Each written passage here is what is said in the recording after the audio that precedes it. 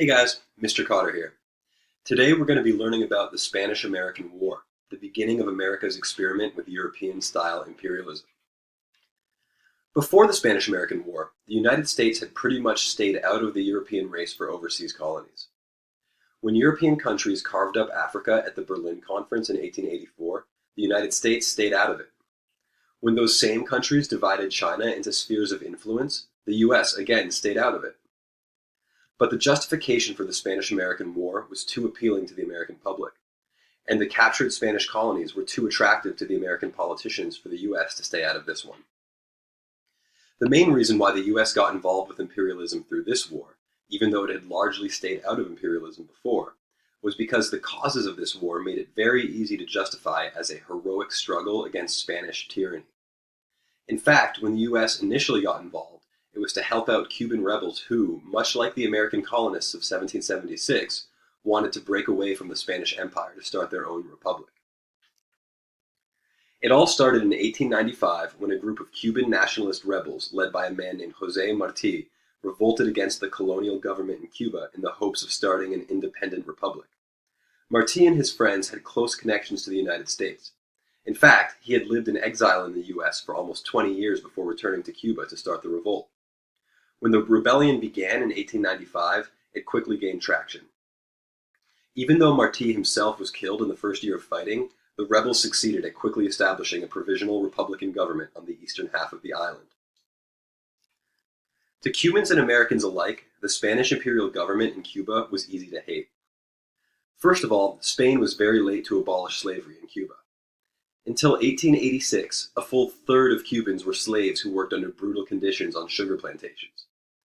The imperial government had repeatedly crushed Cuban independence movements that had sought to throw off the yoke of Spanish rule and abolish slavery on the island.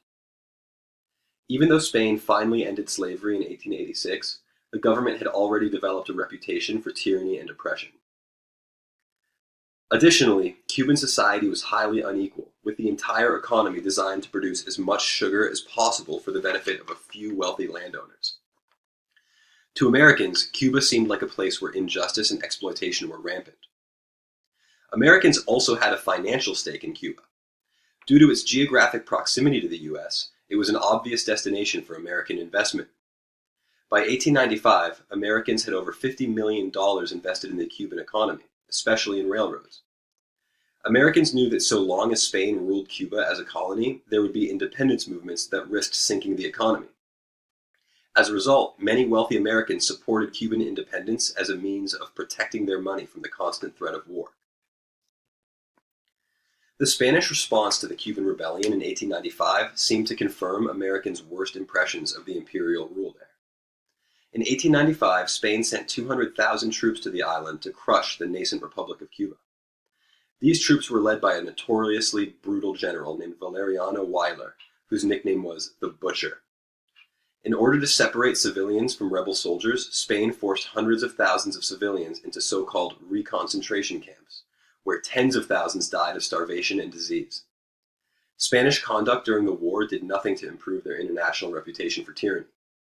Some Americans went so far as to supply the rebels with weapons and supplies. Back in the United States, political winds were shifting in favor of imperialism. In 1897, the anti-imperialist president Grover Cleveland left office, and Republican William McKinley assumed the presidency.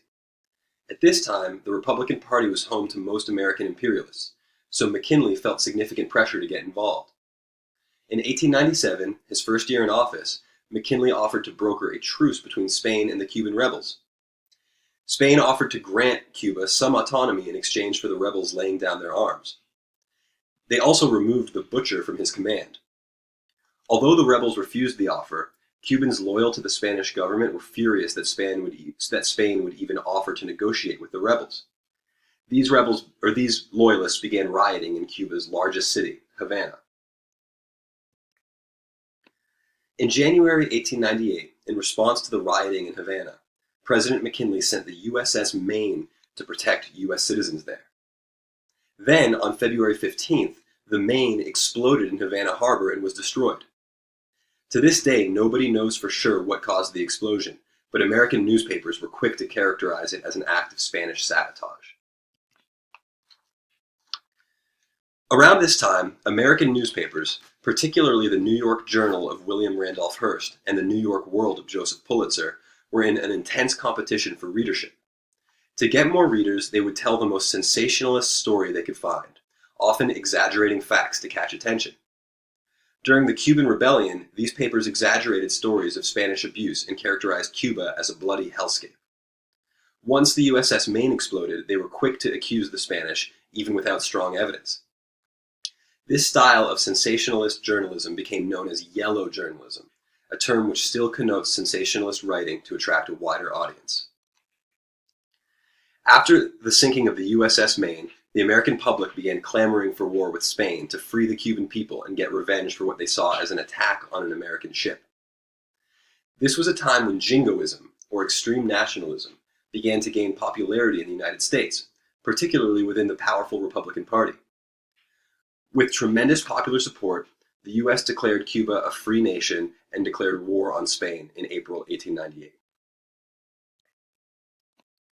So far, the United States had only declared its support for an independence movement in Cuba. If you're wondering when imperialism is going to kick in, here it is. Way on the other side of the Pacific Ocean, Spain kept a fleet of gunboats in Manila on the Philippines. The Philippines had been a Spanish colony for almost 400 years. Fearing that Spain would send those ships to attack California, President McKinley ordered the nearest U.S. naval fleet, a squadron under the command of Admiral Dewey in Hong Kong, to head to Manila to sink the Spanish fleet.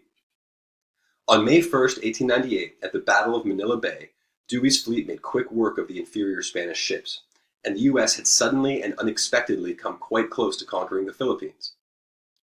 Without a nearby land army to help defeat the remaining Spanish soldiers, Admiral Dewey requested the help of Emilio Aguinaldo, who led an unsuccessful Filipino rebellion against the Spanish 2 years earlier, in 1896. Aguinaldo quickly began another rebellion, and together, he and Dewey drove the Spanish forces from the Philippines.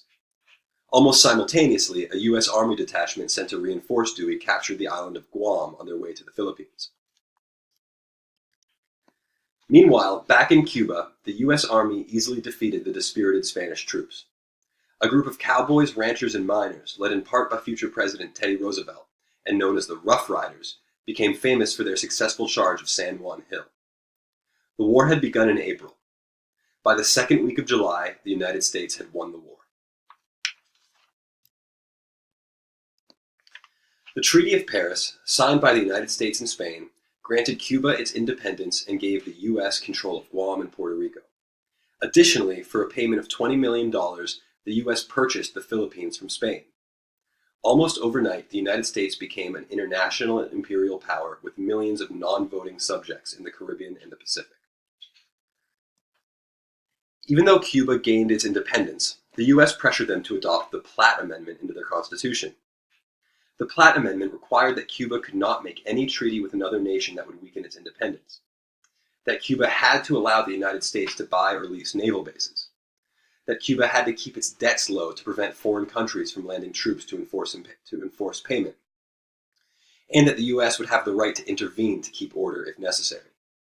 Even though Cuba had nominal independence, these provisions in effect made the country a protectorate of the United States.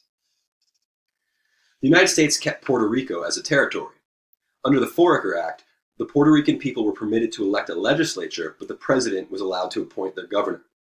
Puerto Ricans were not given American citizenship until 1917, and they were not permitted to elect their own governor until 1947.